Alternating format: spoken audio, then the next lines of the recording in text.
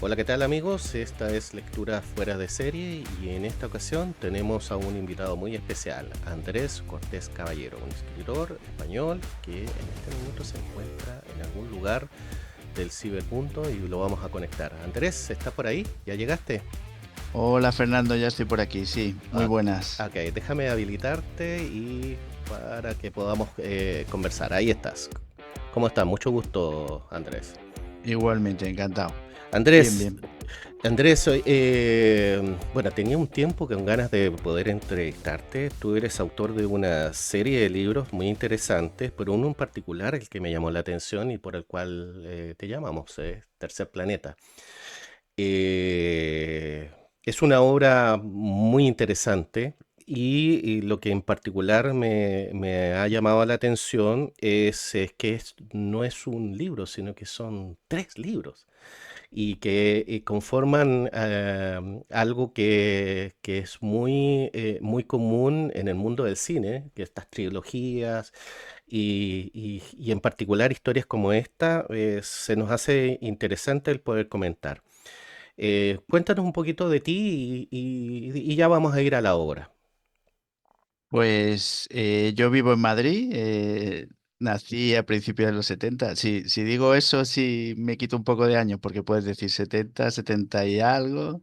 Y pues soy ingeniero industrial en mi trabajo principal, aunque yo soy un apasionado de la literatura y la escritura, y de hecho he escrito y publicado varias novelas, como bien has dicho, Fernando. Y esta en particular, la trilogía de Tercer Planeta, son tres partes porque realmente es que cada parte tiene un subtítulo asociado a uno de los tres planetas principales que están ligados a la trama. Entonces, es un orden natural que pide la propia historia. Cuando escucho hablar de las trilogías en general, bueno, yo no nací en los 70, nací un poquito antes de los 70, pero en los 70 me vi imbuido en una trilogía que seguramente muchos partieron, pero que partía por el cuarto capítulo y no por el primero. Te estoy hablando de Star Wars. Sí, sí, sí. ¿Y cómo se genera la chispa creativa en este caso? ¿Es la primera, o es la segunda, o es la tercera? Cuéntanos un poquito cómo viene este orden. Sí, la primera es la primera. Lo que pasa es que eh, empieza con el final, es decir, con el tiempo final, el futuro del protagonista o del héroe o como quieras llamarlo, aunque algunos le llamarían villano, Ujú. según las circunstancias. Y no hago ningún tipo de spoiler si cuento esto. Gana una batalla, gana una guerra, es un líder militar y empieza a recordar su vida, cómo ha llegado hasta ese punto. Entonces, a lo largo de la novela se van intercalando el tiempo presente del protagonista con el pasado del mismo protagonista y esa evolución hasta llegar al presente. Y la idea original, pues si te soy sincero, un poco curiosa porque fue a raíz de una canción de Europe, de Final The Countdown, Final Countdown.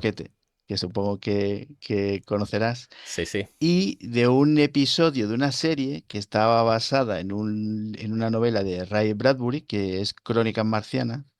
Y entonces, porque esta historia nació, vamos, yo era adolescente. La idea que tenía de la trama y la novela surgió a raíz de estas dos confluencias de la música y la serie.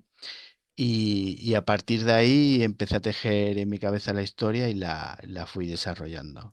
Oye, lo interesante para los que no la han leído y se van a imbuir en esta historia es que hay un trabajo y una construcción de los personajes súper profunda. ¿Ya? Me da la impresión de que aquí hay profundas influencias, primero históricas, también filosóficas, y que convergen en la creación de de los personajes. Eh, ¿Cómo llegaste a armar esa trama con esta complejidad y con esta fluidez? Pues yo. me gusta que me hagas esta pregunta porque el tema de los personajes a mí es aparte del contexto y la historia, que lógicamente tiene que ser atractiva, en primer lugar para mí, que soy el que la está construyendo, el tema de los personajes es lo que más me gusta de escribir. O sea, el desarrollo y la evolución del propio personaje que yo a lo mejor en un momento puedo tener iniciada pero no terminada en mi mente. Y la propia historia y el propio personaje evoluciona de manera natural. Por ejemplo, en el caso de Roy, que es el protagonista, lo vemos al final, cuando, ya te digo, que es el principio, como tú bien has comentado, y está recordando su vida. Es un líder militar serio, el que ha llevado al triunfo en una guerra, no sabemos cuál, lo vamos descubriendo a lo largo de la novela. Y cuando empieza a recorrer y a recordar su vida anterior, el Roy inicial o el Roy joven, el Roy primigenio, es, podemos decirlo incluso, un joven cretino. Y dices, ¿cómo narices? Perdón por la familiaridad, se ha convertido este joven en este señor maduro, totalmente eh, serio, injusto a veces, incluso tirano. ¿Y qué ha pasado ahí? ¿Qué ha pasado ahí? Y eso es lo que desarrollo en la historia, ¿no? Y luego hay otros personajes que igual me pregunta posteriormente que también me ha encantado evolucionar. Ahora, desde la perspectiva más filosófica, hay muchos elementos en esta obra donde se interpela a principios y valores, pero hay uno en particular que me llama la atención, que es los límites que hay entre el libre albedrío y la toma del control como eje. Sé que es difícil sin tener que narrar listas o describir en detalle algún episodio en particular, pero esa línea que trabajaste ahí tiene, tiene elementos que conectan con mucha profundidad estos conceptos. ¿Por qué llegaste a eso? Pues supongo, no hay ningún problema en contarlo, que te estás refiriendo a la habilidad que tiene el protagonista en condicionar las mentes de los Exacto. demás y, por decirlo de alguna manera, empujarlos a actuar contra su voluntad o a favor de la voluntad de Roy, ¿no? Pues la parte del libre albedrío sí que es verdad que, claro, dices, hay una persona que puede controlar otras mentes en determinadas circunstancias para hacer qué. Y entonces, a mí me remite un poco a lo que le dice el tío Ben a Spiderman, a su sobrino, ¿no? Cuando le dice, un gran poder conlleva una gran responsabilidad. Entonces, el propio Roy se enfrenta, de hecho, al principio intenta no utilizar esta habilidad, se enfrenta a ese poder, ¿no? Abrumado porque desde su nacimiento él comprende que tiene esa opción, ¿no? De manipular a los demás. Entonces, ese lo hago, no lo hago, ¿para qué lo hago? Me interesa, ¿realmente esta persona está haciendo lo que quiere por propia voluntad o soy yo porque le he empujado? Sí, es un debate que la novela se plantea y que realmente me pareció muy interesante y no está centrada toda la historia en eso, obviamente, pero sí que es verdad que es un punto bastante interesante y lo he desarrollado así y lo he intentado reflejar. Ahora, en la obra también hay una serie de descripción de lugares y espacios en los cuales la historia transcurre, ¿no? Que suceden cosas en distintos espacios. Por ejemplo, un espacio que me llamó mucho la atención es Kishar. Eh, Me llama la atención por la descripción que hay ahí y por el momento en el cual este espacio aflora y pasa a ser protagónico dentro de la obra, ¿no? El momento que es exiliado Roy y él aparece ahí con otra, incluso con otra personalidad, es lo que logro entender. ¿Cómo llegas a construir estos mundos con tanto detalle? Pues justamente este Kishar, como tú dices, este planeta tiene un rol clave y principal en la trilogía. Y, y bueno, la idea es que en este caso, cuando yo empiezo el proceso de escritura en general, hay veces que empiezo sin saber el final de la historia. Pero en este caso concreto de Tercer Planeta, tenía clarísimo cuál era el final. Sabía todo lo que tenía que suceder para llegar a ese fin. No todo lo que tenía que suceder, pero sí que iba a suceder el desenlace final donde Kishar tiene un papel fundamental, ¿no? El propio planeta, ¿no? Entonces, es un poco donde el protagonista se tiene que enfrentar a una realidad totalmente ajena a donde él ha nacido, que él ha nacido en Alburia, ¿no? En un planeta tecnológicamente avanzado, con una serie de, digamos que puede ser un poco la sociedad actual en la que vivimos nosotros, pero a 300 años vista, ¿no? De futuro, aproximadamente, esa es la idea, ¿no? Y entonces, pues, la descripción de Kisser es bastante casi natural, casi se genera sola, ¿no? Por enfrentar a Roy a eso, a ese descubrimiento de una sociedad totalmente opuesta o distinta a la suya, ¿no? Ahora, la ubicación donde están estos espacios o estos mundos, ubicamos a Kichar en la segunda parte de la obra y a Alburia en la primera. Cuéntanos un poquito ahora de Sinaya, cómo se desenvuelve ahí. Sinaya es la palanca o la herramienta que utiliza Roy para conformar su plan definitivo, que es lo que pasa al principio, que es el final, que es que ha ganado la guerra, ¿no? Mm. Entonces, digamos que es la excusa necesaria que él utiliza para conseguir su propósito. Eh, entonces es como efectivamente un eslabón necesario y un lugar que le viene de perlas pues, para conseguir lo que él buscaba, ¿no? Con ese final. Y en ese final, la trama, ¿qué dirección dirías tú que es la que toma o que pretendes que los lectores entiendan que van a ver ahí?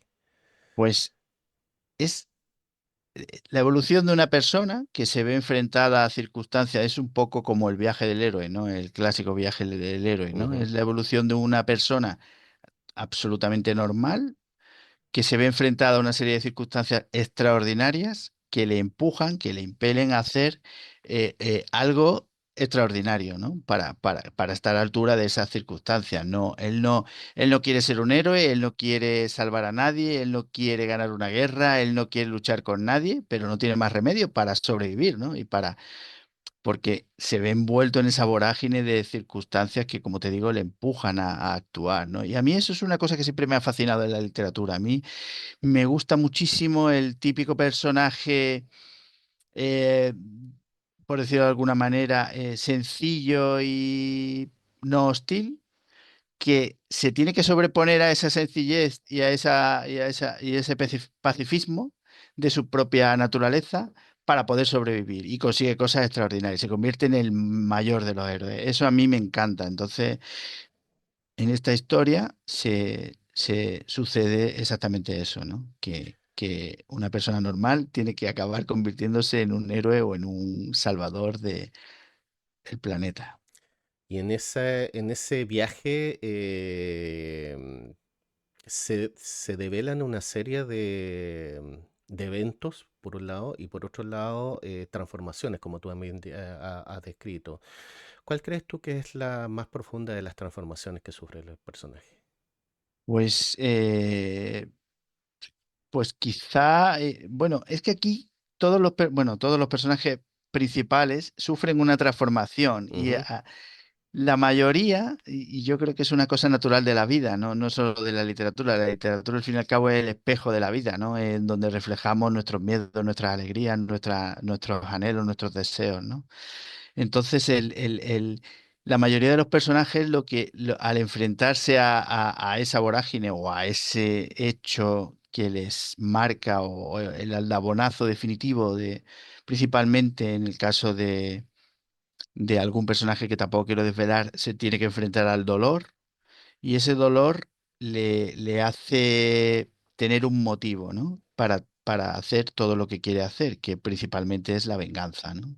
Entonces, a unos les mueve la venganza, a otros les mueve el amor y a otros les mueve todo mezclado, porque las personas no somos ni blanco ni negro, somos un cóctel maravilloso de, de, de acciones, de sensaciones y de sentimientos, ¿no? Y como mismamente ha dicho Pérez Reverte cuando ha contado algunas de sus experiencias en la guerra de Bosnia, ¿no? En la guerra de los Balcanes, había gente que él conocía que era capaz de lo mejor y de lo peor del ser humano. Una persona que salva a un chiquillo en un momento dado jugándose la vida y a los 2 días le está pegando un tiro a una anciana, ¿no?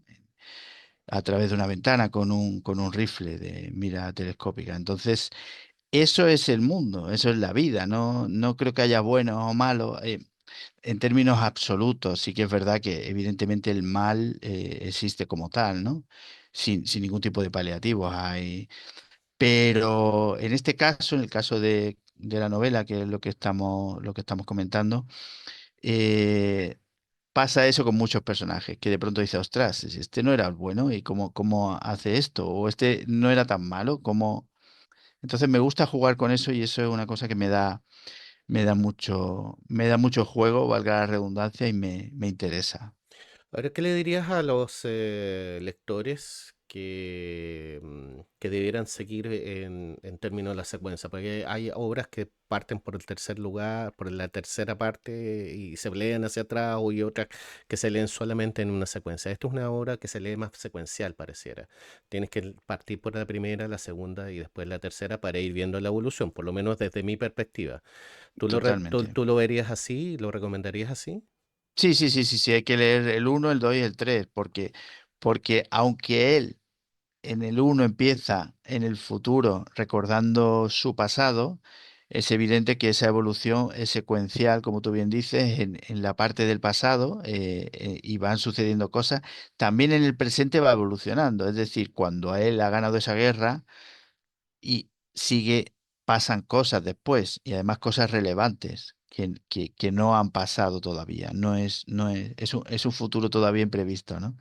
Entonces sí, hay que leerlo de manera secuencial y yo lo recomiendo y, y se pueden leer las tres, creo yo, sin el final de la primera pudiera parecer que es conclusivo, pero realmente es una puerta abierta, que nadie se asuste cuando lea el final de esa primera parte, porque evidentemente si él está recordando su vida es que está vivo. Sí, pero la primera parte, si bien pareciera que fuera conclusiva, pero te deja muchas cosas Sí, sí. abiertas. No es tan así. Sí, hay muchas tramas. Por lo Sí, menos perdona. desde mi lectura. Tú sabes que cada uno interpreta lo que lee de acuerdo a cómo, a su bagaje y cómo ha ido construyendo su propia historia. Pero a mí la impresión que me dio al terminar el primer libro es de que había muchas cosas inconclusas y que tenían que haber cierres en algún momento. Pero por supuesto, el personaje principal se iba desarrollando y iba encontrando respuestas, eso sí, pero no me llevé la sensación de que ahí terminaba todo. Sabía que venía un segundo. Sí, sí, claro, claro. Hay un montón de tramas abiertas que no se resuelven con la primera parte, evidentemente porque realmente la historia es así, es amplia y pide esos finales y esos cierres paralelos, podemos decirlo. Y también la evolución del personaje se queda a medias con la primera parte, lógicamente. No dices ya ha llegado al punto en el que estábamos al principio, ¿no? Claro.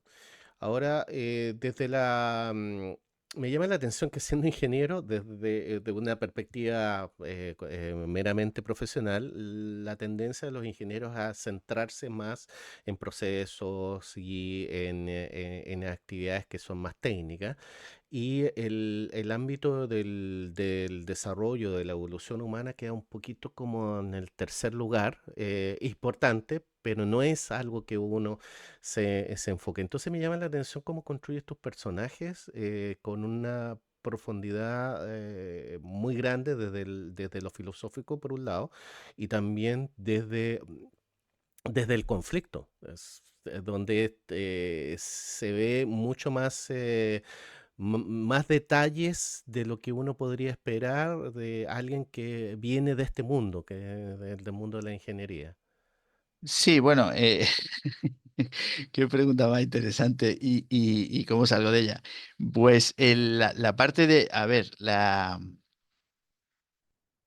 yo no soy ingeniero, yo he estudiado ingeniería y mi titulación es ingeniero, pero yo realmente soy como cualquier otra persona que tiene sus inquietudes, sus necesidades y sus conflictos. Como tú bien has dicho, la evolución de los personajes surge a partir de los conflictos, pero es que la evolución de las personas surge a partir de los conflictos. Nadie tiene una vida perfecta que vaya discurriendo por una línea temporal absolutamente apacible. Entonces, el conflicto es donde te pone realmente delante de la vida y dices, ostras, aquí tengo yo que sacar pecho o enfrentarme a esto y creo que es lo que nos hace madurar. Obviamente yo no estoy defendiendo que haya necesidad de que pasen cosas malas para que la gente madure. Ojalá fuera, pudieras madurar a través de lo apacible, ¿no? Pero nunca me habían hecho esta pregunta. ¿Cómo siendo ingeniero tienes ese interés, digamos, poco ingenieril, ¿no? Pues realmente yo es que creo que soy un ingeniero poco ingeniero a nivel de... Me gusta más todo lo que es la parte no material, no tangible, que la parte tangible, ¿no? Que es a lo que nos empuja nuestra carrera, ¿no? Pero bueno, quizá es una forma de escapismo, ¿no? También puede ser, sí. Y yo realmente me lo paso muy bien escribiendo. Yo lo disfruto de una manera alucinante. Y luego es un proceso que realmente no es fácil. O sea, con los conflictos de los personajes, con los duelos de los personajes, yo también sufro. Y dice, ostras, pues no lo pongas, no lo escribas. Pero es que a veces, cuando yo recuerdo cuando era más joven, que oía escritores que decían, es que el personaje me pide. Y digo, ¿cómo te va a pedir algo un personaje si lo has creado tú? Pero no, no, realmente, cuando tú evolucionas un personaje, creas un personaje, tiene su propia tendencia de personalidad, ese personaje. Tienes que ser coherente con esa persona. No puedes de pronto que haga algo totalmente contrario. Y si lo hace, tiene que tener una justificación y un motivo. No, no te lo puedes sacar de la chistera, ¿no? Entonces, eh, en ese sentido sí que intento ser coherente. Eh, te hacía esa pregunta porque en la última entrega, el tercer libro, hay una serie de simbolismos muy poéticos con los cuales tú encadenas el cierre, pero lo haces respetando la evolución de los personajes. Entonces me llamó mucho la atención. Dice, esto no es lo que esperaría de un ingeniero, por eso le hice la pregunta. Esto lo esperaría de alguien de una formación más humanística, tal vez, y más centrada en lo filosófico, que en el eje de un ingeniero. Esto lo quiero poner en perspectiva porque la obra transita mucho por el plano humano. Podría decirse incluso que esto podría servir a muchas personas como una terapia en algún momento, si es que la utilizas como recurso. ¿Ya? Por eso que me llamó la atención. No quise escarbar más allá que eso. Ahora, volviendo al cierre de la tercera obra, ¿qué es lo que buscabas transmitir con las escenas estas finales, con esta carga tan poética? ¿Qué Pues hay detrás de eso? Aquí tenemos, bueno, hay mucho simbolismo, obviamente, siempre el Roy está luchando todo el tiempo, constantemente, incluso cuando era un cretino, como he dicho al principio, consigo mismo. Y ese símbolo creo que es muy potente. O sea, él está luchando contra sí mismo todo el tiempo. Está luchando contra su la tentación de utilizar esa habilidad que tiene de condicionar a los demás para hacer que su vida sea que fluye, sea más fácil. Está luchando contra los eventos y circunstancias que le empujan ante un abismo terrible. Y la parte de la parte del cierre que has dicho es que yo creo que lo natural es en este personaje es yo quiero mi venganza, es lo único que me alimenta, me empuja a actuar, quiero vengarme, pero es como cuando buscas algo desesperada y con ansia, ¿no? Lo consigues y al final ¿qué? Pues hay como un vacío, como una caída de metafórica y literal, y en este caso lo único que él necesitaba era vengarse y desaparecer, y ya está. Entonces, pues ahí quizá, ahí te esté dando la clave sin contar el final de por qué sucede lo que sucede. Oye, para ti está cerrado el tercer libro y ahí cierra la obra, pero para mí no, fíjate. Tengo la impresión de que hay la posibilidad de abrirlo a una cuarta. Se pueden contar muchas cosas, sí. Sí, Y yo, por ejemplo, te lo, yo te voy a contar una cosa que no sabe nadie y aquí entre tú y yo lo vamos a decir en voz baja. Yo cuando escribo una novela siempre tengo abiertas varias ideas, ¿no? Ahora, por ejemplo, la última que no tengo publicada, pero estoy editando y está en ello, es policíaca pura y dura y además se desarrolla en mi pueblo, en Motril. Yo soy de Motril, del sur de Granada, en España. Y nunca había tenido ese escenario y me apeteció y creo que ha quedado una novela muy interesante. Pero cuando yo empiezo una nueva novela, siempre tengo varias ideas en paralelo y las voy trabajando y hasta que una no me enamora, no me hace ese clic, que digo, ostras, solo pienso en ella, tengo que seguir, tengo que terminarla, tengo que defenderla y cuando eso me sucede ya no me puedo dedicar a otra. Entonces, con el caso de Tercer Planeta, me ha pasado una cosa curiosa que además ha coincidido con la posibilidad de hacer la entrevista contigo y ha sido que va a haber una cuarta novela, no sé cuándo se va a terminar, pero sí te diría que es, digamos que muchos años después del final de la tercera, ok. o unos cuantos años después. Bueno, hay que ir a leer entonces la trilogía para estar preparados y ver cómo prepararse, valga la redundancia, para ese escenario. Ahora, en lo particular, me parece una obra sumamente interesante, muy fuera de lo común, pero con mucho trasfondo filosófico, vuelvo a insistir en ello. Los personajes se van desnudando frente a ti con mucha naturalidad y vas descubriendo en esencia cómo la evolución va pasando bueno, de un libro al otro y va llevándose en la historia una serie de metáforas que te van enseñando cómo enfrentar tu propia realidad, lo que lo hace súper interesante. Por eso pienso que de alguna manera podría coincidir como un libro terapéutico o una trilogía terapéutica. Y lo interesante que claro, también es al ser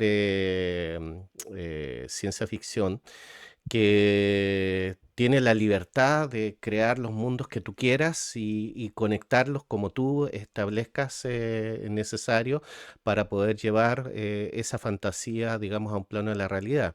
Lo que me lleva a la siguiente pregunta. ¿Cuánto de Andrés Cortés hay en los personajes? Qué buena pregunta. Mi mujer siempre dice que hay un poco de mí en todos los personajes. Eso no es exactamente así, pero sí que es verdad Bueno, la madurez del personaje principal, yo creo que es la madurez y evolución natural de cualquier persona sin tener que enfrentarse a esos hechos dramáticos, ¿no? Cuando eres joven eres un poco más imprudente, por decirlo de alguna manera, y cuando eres maduro o maduras, pues Oh, se produce ese proceso evolutivo natural de la edad, ¿no? Yo lo concibo así. Entonces, quizá el Roy joven tenga un poco de mí, el Roy adulto o mayor tenga algo de mí, no mucho, porque yo no tengo esa capacidad de condicionar a la gente, que quizás sea un deseo puede ser. que tengo ahí escondido. Pues, me estás haciendo plantearme una serie de preguntas que no me había preguntado nunca a mí mismo y me parece interesantísimo y te lo agradezco de verdad. La verdad es que me estoy sintiendo muy a gusto en la entrevista y me está gustando mucho el por dónde estás orientando el escarbar en esa creación de los personajes y la obra. Y luego lo que sí utilizo mucho a veces, por ejemplo, el abogado que tiene Roy en la primera parte, es un, vamos, sus formas en general y su forma de expresarse y tal, es un compañero mío de la universidad. Lo que pasa es que eso no se lo he contado, no se lo he contado a él nunca. Pero yo creo que si ve la entrevista y se lo lee, dice, ostras, este soy yo. Este soy yo. Y sí, y entonces sí que cojo, es verdad que coges, porque claro, uno puede tener mucha imaginación, mucha creatividad, pero la realidad Te, todo, lo que lees, lo que ves, los documentales, lo que vives, pues todo te condiciona de alguna te manera. condiciona, claro, totalmente. Y entonces estás condicionado por tu propia experiencia vital, lógicamente. Mira, la pregunta apuntaba, porque hay mucha gente que tiene ideas, que tiene experiencias, que ha vivido cosas que vale, y se pregunta, ¿valdrá la pena escribir sobre esto? No tienes que escribir sobre eso particularmente, pero sí puedes contar tu historia a través de los personajes. Totalmente. Y eso es lo que veo que aquí está sucediendo, digamos. De una u otra manera, los personajes están contando parte de tu historia y por supuesto lo que está en la imaginación y lo que ellos mismos van revelando en la medida que la obra va transcurriendo. Ahora, llevándote al plano más terrenal y mundano, ¿cómo conseguimos esta obra? Sé que está en Amazon. A ver, deja Sí, conectar. sí, en Amazon. Ahí, ahí vamos a ir a la web de Amazon y vamos a mostrar algunas cosas para ver. Ahí estamos. Sí, Eh, esa sería la tercera parte. Si te fijas, las sí, portadas son, si bajas un poquito, ahí, son distintos colores con el mismo rostro. Es decir, es la evolución del personaje de la propia historia. Podemos decir que al principio está en rojo porque es cuando empieza a suceder todo y al final está en gris porque ya es cuando empieza todo a terminar, ¿no? veo que la tienes para Kindle, lo que es bastante interesante. Por lo tanto, Sí, digitalmente se puede descargar y puedes se puede descargar descargar. la trilogía completa. Así que tienes eh, tu servicio de Kindle habilitado. Sí. Te va a salir no gratis porque tienes que pagar la suscripción de Kindle, Sí, pero pero que quien tenga la suscripción puede leerlo pues, gratis, te lo sí. puede leer gratuito, o sea, lo puede incluir, que es Sí, yo parte. siempre he pensado que eso es algo interesante y que si alguien quiere leer, pues no tiene por qué depender de que pueda pagarlo, ¿no? Claro, teniendo la suscripción de premium de Kindle, que no es cara, ya puedes empezar a disfrutar de este material. Y lo interesante es que puedes hacerlo desde la primera, la segunda, la tercera o partir inmediatamente desde la primera. En mí, cuando me enfrenté a la obra, normalmente yo leo de atrás hacia adelante, entonces leí la tercera para irme para poder sintetizar. Pero rápidamente me di cuenta, no, esto no está funcionando. Hay que partir por el principio, si no, esta cosa se pierde. En este caso sí. Me di cuenta de que era muy secuencial y también me di cuenta que la evolución del personaje es curiosa, porque pasa de ser un malo, para ser uno medio bueno y después como medio culpable. Esas emociones, esos sentidos están dándose vuelta permanentemente. Bueno, léalo. porque es muy interesante cómo evoluciona el personaje. Que vamos a mostrar también la página web tuya, que está bien interesante, y donde aquí hay cositas interesantes. Cuéntanos un Sí, poquito más. ahí tenemos, mira, lo he dividido en distintas temáticas. La parte de policía y de misterio, si pinchas en la imagen vas directamente al enlace de Amazon. La parte de Tercer Planeta con las portadas antiguas. ¿Ya? Tengo que hablar A ver, vamos a ver con qué el, pasa. Sí, efectivamente, con cada material está vinculado con el recurso en Amazon. Eso es. Y también puedes descargar gratis. Crónicas de Alburia, son 7 relatos cortitos se desarrollan dentro del universo de Tercer Planeta. Se pueden descargar gratis ahí. Directamente accede al enlace de donde lo tengo en Dropbox y se puede descargar tanto en PDF como en EPUB. Ya, y ahí está listo para ya Ahí está. visualizarlo por un lado o descargarlo. Si lo descargas como EPUB tienes que tener, por supuesto, el lector para poder hacer esa gestión. Y lo puedes llevar en una tablet sin ningún problema. Sí.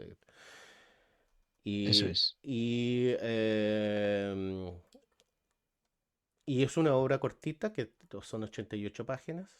Sí, son Que siete relatos si yo lectura, recomiendo, lectura de fin de semana. sí, bueno, aquí hay dos aproximaciones. Puedes aproximarte al universo de Tercer Planeta leyendo estos relatos que no tienen nada que ver con la historia principal de la novela, pero Ujú. sí que se menciona de manera colateral. O leerte la novela y luego leerte los relatos, porque en algún caso puede haber alguna sorpresa que digas, ostras, este es tal que se menciona. Pero bueno, eso ya cada lector que tiene su propia experiencia, que la decida y la ejecute como considere. Ahora, ya para cerrar y agradecido por tu tiempo y por la generosidad en ir a los detalles que de otra forma tal vez y en otras instancias no lo hubieras hecho, así que te agradezco eso. Pero si tuvieras que hablarle no al lector, sino que aquel que está soñando con querer publicar una historia y que se encuentra atrapado en sus temores, ¿qué le recomendarías? Mm, ¿Qué le dirías? ¿Cómo lo motivarías para salir de ese espacio y dar el salto? Pues mira, Fernando, yo creo que una de las cosas que más claras tiene que tener un autor es que es imposible gustarle a todo el mundo. ¿Ya? Partiendo de eso, que siempre uno va a tener críticas buenas, críticas malas o regulares, eh, es difícil mostrar lo que has escrito a un tercero, ¿no? Incluso aunque sea un familiar al principio, ¿no? Pero porque, claro, estás poniendo a juicio lo que ha salido de tu interior. Yo simplemente diría que escriban sin más, sin ningún tipo de objetivo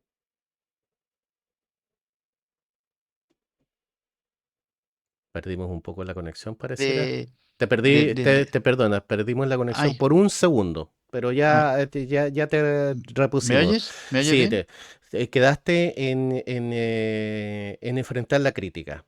¿Qué es lo Sí, qué es lo sí, lo que que, te estaba diciendo es que siempre vas a gustar a unos y no vas a gustar a otros. Y aparte de eso, pues teniendo eso claro, yo aconsejaría escribir por escribir, es decir, por el disfrute de la experiencia. Por ejemplo, el tema de la inteligencia artificial para generar un texto, una novela, yo simplemente es que no le veo ningún sentido, porque a mí lo que me gusta es escribir, es el proceso mm, de crear una novela. No publicar 50 o 20 o las que sean, sino simplemente crear algo, una obra que al final, además, hay una cosa que tiene que saber también un autor, que yo escuchaba una frase hace años y decía, pero esto no lo entiendo.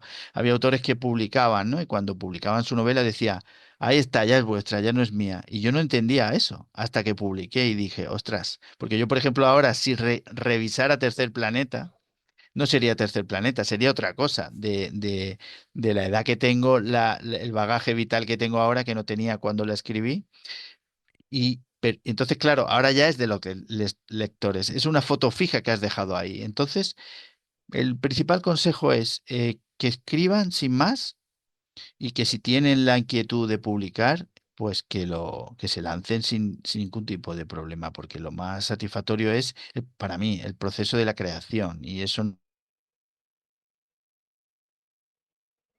Te volvimos a perder. Ahí te perdiste por un segundo, pero entendimos el trasfondo. En definitiva, animar a la gente a que salgan de esa zona en la cual el temor les impide o no les permite, el temor a la crítica me refiero, avanzar, porque en la práctica no necesitan agradarle a todos, en definitiva. Basta con que se agraden a sí mismos. claro, es que parece algo de perogrullo, ¿no? De decir que yo escribo para mí, pero yo es que realmente me estoy contando historias a mí mismo, como lector. Entonces, si luego a otros lectores les gusta o les transmite algo, pues maravilloso. Esa intención es la que tiene uno que tener, la intención de disfrutar del proceso y si sale una obra que consideren interesante, pues que intenten publicarla, que hay millones de posibilidades.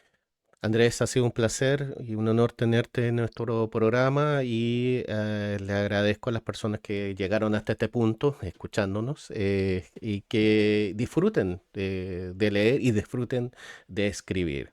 Aquí estará un espacio para poder ayudarlos y a difundir lo que están haciendo y nos estaremos viendo en otra ocasión, Andrés. Pues, ha sido un placer. Por supuesto, Fernando, igualmente, muchísimas gracias por invitarme. También ha sido un honor y me parece que es una iniciativa interesantísima la de promover la lectura y la escritura y dar a conocer novelas que seguro que son interesantes. Muchísimas gracias. Bueno, esto fue Lectura Fuera de Series y nos estaremos encontrando en otro momento, en otra ocasión, con otro autor interesante. No se olviden de suscribirse y quédense atentos a las novedades que vamos a estar publicando.